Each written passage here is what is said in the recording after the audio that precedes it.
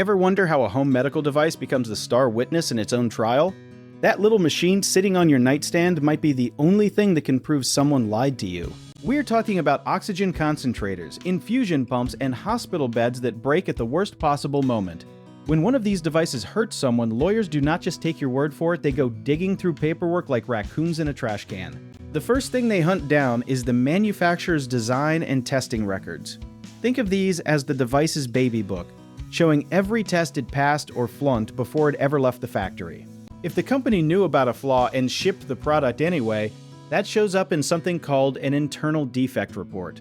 It is basically a confession letter that nobody meant to write. Then there are servicing records, which are like a doctor's chart but for machines instead of people. Every repair, every part swap, every technician visit gets logged, and gaps in that log are a giant red flag waving in the wind. Picture a wheelchair company that skipped a scheduled brake inspection because someone wanted to hit a quarterly deadline. That skipped inspection could be the difference between an accident and a lawsuit with your name winning. You also want to know about recall notices, because the government keeps a public list of devices that misbehaved. The Food and Drug Administration tracks these recalls, and lawyers treat that database like a treasure map with a giant red X marked failure. Maintenance failure cases get even juicier when you bring in the user manual versus what actually happened in real life.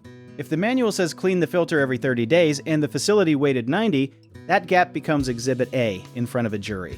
Here is a myth we need to smash right now, thinking a company is too big or too respected to get sued. Size does not equal innocence. It usually just means they have a bigger legal team and a longer paper trail to expose.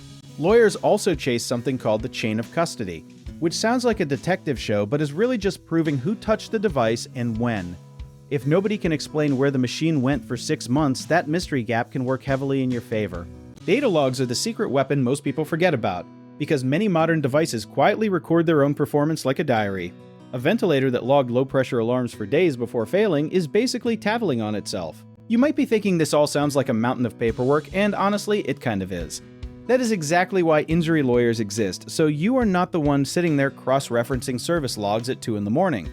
Doubt creeps in sometimes. People wonder if it is even worth chasing a company that seems untouchable. History says otherwise, since companies have paid out huge settlements once records proved they knew about a defect and stayed quiet. The real lesson here is boring but true. Keep your own copies of manuals, receipts, and repair visits for anything medical you rely on at home.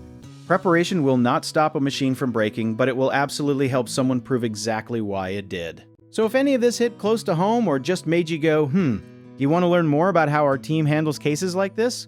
Check out our links in the description to see how we connect you with the right lawyers and resources.